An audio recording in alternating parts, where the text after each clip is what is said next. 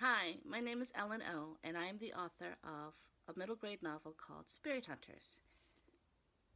It is a middle grade ghost story about a young girl who moves into a haunted house and finds out that ghosts are real. So, I'm going to answer a few questions for you right now. Okay? So, the first question is, what kind of research did you have to complete for this book?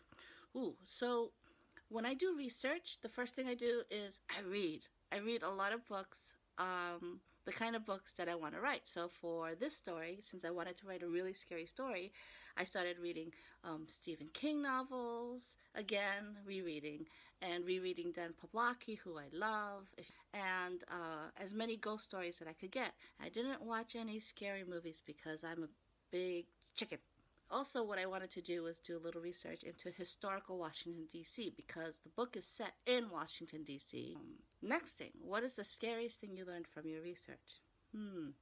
So, uh, the scariest thing is me telling you this funny story about how while I was writing my book, because I like to write late at night, 12, 1 o'clock, even up to 2 o'clock in the morning, I'm sitting there writing. And this one night, I was actually writing the scariest scene of my entire book, which of course happens in a basement because basements are really scary. And so I'm writing it, and all of a sudden, I get like this chill, and like the hair on my neck starts standing up, and I have goosebumps, and my little dog runs into the room and starts barking and barking and barking at absolutely nothing. And I got so scared, I grabbed him and I ran out of my room. So the moral of the story is that when you're writing a really scary story, sometimes you can scare yourself. You write about the power of a great friend. How do you think kids can be better friends? Such a great question. I think that sometimes we forget that the best way to be a good friend is really just to be there for them. Being there and listening, and sometimes just, hanging out. Those are the attributes of a good friend.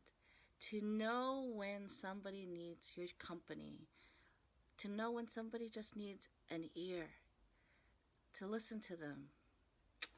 I think that we forget how important one-to-one interactions are as we become very much an internet and online society. So what are the ingredients of a really great spooky story? Aren't there a lot? There's a lot of ingredients. I mean, I think that every author has different things that makes their stories great. The one thing that all really great, scary, spooky stories do is to make you feel that, that shivering quality where your hair stands up and you've got goosebumps. That's when you know you're reading a really good story. What advice would you give to our young authors as they learn to improve their skills? So I'm going to sound like a broken record, but really the best way to be a great writer is to read a lot of books.